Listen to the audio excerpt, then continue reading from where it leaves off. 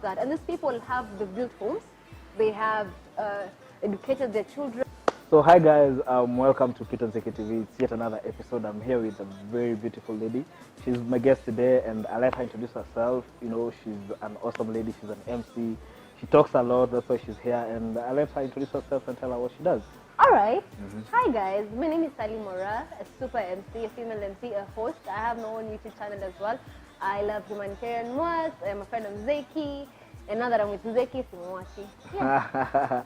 Wow, okay, so I just wanted us to talk about a few things that basically are affecting young guys. And my topic for today was basically the music industry itself. Let's start with the artists themselves.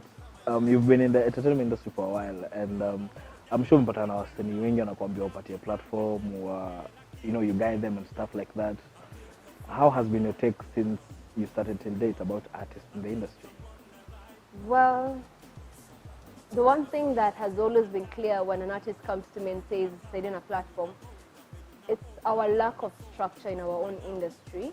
Because if we had structure, people would know where to go to systematically, such that you don't have to feel like because I'm not an already big name, my music or my art cannot be listened to with equal chance with somebody who already is known. So one, the lack of structure. Two, the lack of the management, the people, not personal management as in uni manager wangu, the management of people that are behind these structures, the system. Those people are not hawako ground level. Like, I think our said basically our code. No one is willing to put money on an artist. Let's just call a spade, because basically utapata, you see, for instance, like how Otile Brown started. Yeah. He was signed to Dr. Eddie. Dr. Eddie was financing his music, and then ikafika point they had disagreements. Otile went his way, Dr. Eddie went his way. Trust me, mtu kama Dr. Eddie, he can't be in a position to, you know, mentor an artist, because I mean, utaleta msanii umpatie kila kitu, mlipi music video, alafu atakuja atakutoka baadaye. So I think that's what making Kenyan industry iende mbali. But wait, lakini quite juicy, we saw the story of Bahati and the artist that Alkwame signed, who went to actually want to move living. Lakini nini, Alkwame signed papers. Yes. So you realize when you go to court and now you have to owe the entire label. So I think we need to have paperwork so that our artists are also confined. But pia wasanii wenyewe wasomangi hizi vitu. Artists don't read contracts. Utakuja tu sign umwambie sawa, ndio hii hao, ndio hii contract. No one reads and thinks, okay, this contract is for 10 years. I'll invest this amount of money in this period of time. Hakuna mtu anasomanga hivyo. Unajua kuja kutoka kwa record label ndo unaonanga I had signed all this. So I think basically kuna kusoma na kuna kuelewa contract. Even you on a personal notice, even your own contracts, you read word for word. Yes. I even have a lawyer. So the thing is, if you read word for word, kuna vitu zenye huwezi denote, huwezi understand. Yes. So for a local artist who kazi yake anajua me have talent, mi kazi yangu ni kuimba, msee ati paperwork for what? Sawa. Ndalipo ama sijui una take care of everything. I'm gonna do that. Sindio? Yes. So do we have these lawyers? Do we have industry lawyers or music lawyers who kazi yao ni ku guide artists? For those artists that wanataka kutumia the system, the structure face. Do we have those kind of people? Yeah. Because akikuelezea ujue unajua me I'm signed for like 5 years. Hii ndio advantage na disadvantage. Nikiamua kwenda sijui kiaje, hii ndio yangu yote itachukuliwa na wasi na watakuwa na rights to. Una get? Yeah. So we will avoid people like Dr. Eddie ever saying that an artist stepped on my goodwill and went away and became bigger than what I'd made them, and I have a right to claim whatever fame it is that he has or she has right now. So what do you think is the problem? Is it the artists themselves, or is the lack of management itself? It's an entire cycle. What if? Artists needed to be educated. We can't, if for people who work white collar jobs, see, tunatrainiwanga sijui for a month, ama 2 months, ama 3 months, ukianza kazi, ndio? Me, I feel like even artists need to be going for training camps. It's not just that because you can sing ama nini, kuna autotune msee, hata wewe, me I can sing, but nikwe na doya kwenda production center na nifanye autotune na nikwe superstar, right? So I think that we need to have musical training camps. These boot camps need to train these artists about entire artistry phase, the business aspect of the music, not just your talent. When they're taught about the business side, they are smart, they will be watafunguliwa macho. Then, kwa management pia, kukuwe na an independent person mwenye ana check what this management is doing. So checks, ni kama venye tuko na opposition party na the ruling party. Yeah, checks and balances lazima zikuwe. But I think in terms, when it comes to artists and music, basically, you know, nowadays there's something called intellectual property, and there are lawyers that are in charge of that. You know, I know this. There's this artist. She's called Jungashui. She's very open, and she speaks a lot about intellectual property. Yeah. I think, and you know, people like that should, you know, do workshops oftenly. You know, for artists, you know, who need to know, you know, once I've recorded something on studio, this is what I'm supposed to do. You know, this is where I'm supposed to put my music on, so that I can see how my revenue is coming in. Because I think wasanii wengi wanakanga hivi wanaona because unaweza ingia studio, producer niweke beats, niimbe, mini star already. There's like, as you know, Naibu anasemanga, for you to make it in music, it's I think 10 or 20% talent. The 80% is hard work. Even Diamond says the same. For him, Diamond says like he's not the most talented artist in Tanzania, but like his hard work in the you know. So basically, I think near to mentorship, industry na lack mentorship, because hakuna mtu akuonesha wasanii like this is what you're supposed to do and stuff like that. But do you feel in the industry there's so much hypocrisy? Well, the hypocrisy is everywhere. Why? So why it is mirrored in the industry, why it comes out more clear, it's because you're able to express this hypocrisy. Daylight, you're able to know who an event, for example. Unasema una support wasanii, unawapatia stage ama platform. Unapatia msanii stage ama platform for an event that you're getting what 10 to 20 million. And say wezi lipa mtu hiyo 100,000 yenye iko worth yake for his 2, 3, 4 songs when you make on stage. Well, I think I can speak something about that. For events, it's totally very different because events are very pricey. They're very expensive. For you even to hold an event, bring an artist from abroad, cater for them, and ensure they get back, it's very expensive. Trust me. Total agreement. It's very expensive. Yeah. But we value the events based on what? Every single aspect. Ticketing, artists that will present the performances, venue, sijui vendors, sijui nini. Actually, our vendors will lipa. It's entirely expensive. Let me ask you, a musical artist, online streaming peke itawapatia pesa? Online streaming doesn't bring money peke yake. Events also give them money, right? Personal, whatever they do, wengine they get ambassadorships from enterprises and whatnot, products, so many things that come together. So everybody plays a key part to be able to make sure that this artist feeds from whatever it is they're doing. Because we use the music more than we may imagine. Barbershops, sijui salon, sijui kwa nyumba, sijui kwa news, sijui in between, sijui music kwapi, sijui documentaries. We feed on them so much, both the output that we give. But trust me, if musicians are getting their rights, or if musicians are getting their due diligence in terms of royalties, imagine a msanii angekuwa anateseka. This is all if like it's upon artists to put CMOs like, you know, MCSK and priests and tell them, you know, you guys have been collecting royalties from us, but we get almost 1% of whatever you collect. I have those kinyozis you're saying, the TVs and whatnot, all that money is collected by CMOs. No artist goes to NTV and says, NTV, iko video yangu, mlinicheza for 1 month, where is my money? You get? True. This is the thing I learned about Kitambo. I used to speak from an aspect of I do not know until I interacted with Prisk. Nikajua, people actually don't really know how these CMOs work, to be very, very honest. You don't really understand. When you're signing the contract, I had an artist that really followed through the entire process, and we were registering kila mahali to go the entire full way process. And then we were privileged enough to have a lawyer, Kemboi, if I may say so. She was able to bring and, you know, and reading within the fine lines for you to be able to understand how money is collected and those nini.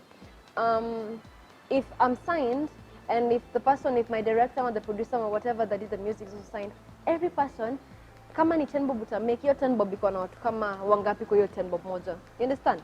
So in your head you might think you have so much airtime, but ideally how much it's transgressing, it depends with the chain of people that you're working with. So kuna zile fine lines that people don't really understand. It's not a very huge, it's not a very long chain. It's not a huge line. It's only you, the producer, the audio producer, the one maybe who mastered the audio. Hiyo chain hajapita watu watano. Zeki, msanii, unajua wasanii wetu, and people, you can comment down there and tell us if I'm wrong.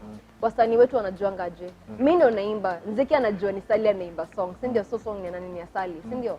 Mimi ndo naeka hiyo extra work. Mimi ndio na have cushion kama mimi ni rich na hiyo time zi hata sina gari. So lazima niko kwa mauba zenye sizi afford, right?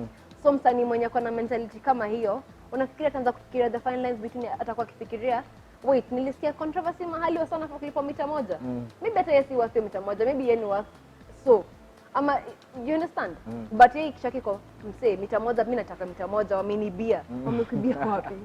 As in, the thing is the understanding bit. Also, pia understanding your kind of music and how far you've pushed it. Because to every person, not me, to yourself, you're the best Nzeki version of yourself, right? To me, I'm the best Ali version of myself. But there's gonna be a more competitive Nzeki out there, right?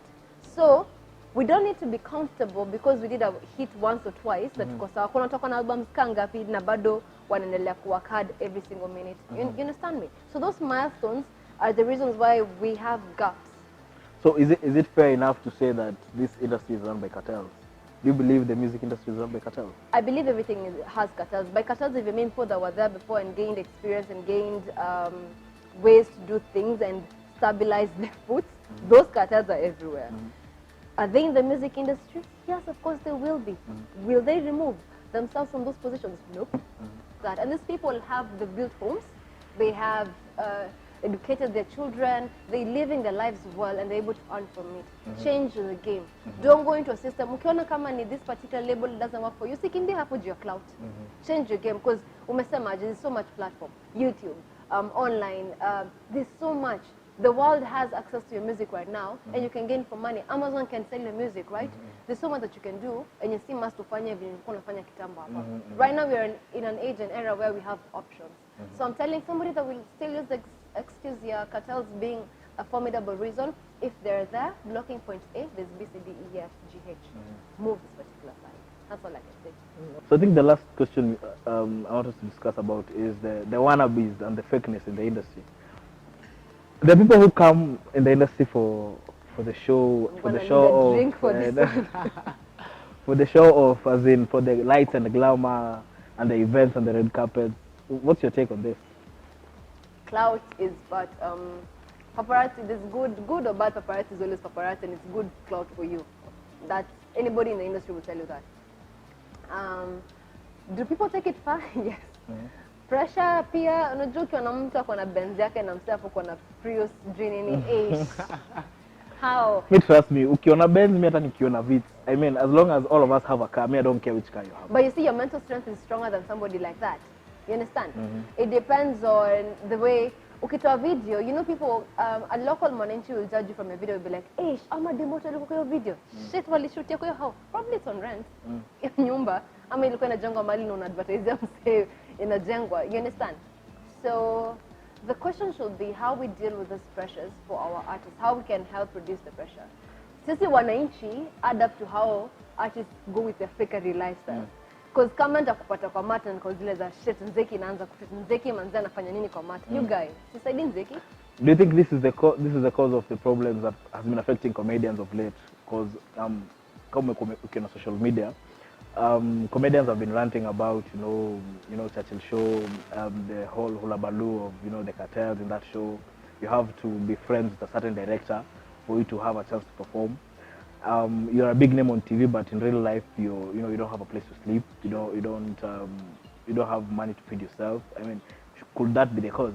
Is social media playing a part in, Yeah, it does feel a little up. I agree. Let me talk about the Churchill show, not in depth per se, but primarily when Churchill began Churchill, Ikianza. When it was Churchill Live. When it was Churchill Live. It was an empire in the making, right? And when it finally became an empire, it went clear with its platform they're giving. The same show that people accuse of corrupting and taking so much from people is the same show that has given many other people platforms. And very many of these people that we know, hata wale ambao kwa hiyo audacity ya kwenda clout on social media, we would never have known about them. But they were clear. When it became an empire, I think I can back them up on, they made it clear it was on platform. So it's the understanding that you get, because ukikuja hapo and you feel like you're better off than maybe Mzee Churchill himself, because maybe his jokes are dry and yours are fresh. You have every right to feel some human type of way and take it into your hands.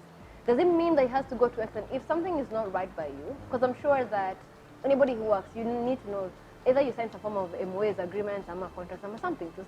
You need to be able to read again, fine lines. Also, you as a person, you need to know where opinion ingia. Juu uwezi ingia mahali, ona na moto ndio ile pale, unajiingisha nzeki, then come say nimechomeka. You understand? But you soberly took yourself to the fire. Soberly. So no, it is the fault of the comedians. no, that is not what I'm saying. I'm saying potato on both ends. There's extreme levels to every side, but there's always a story on every side of the coin.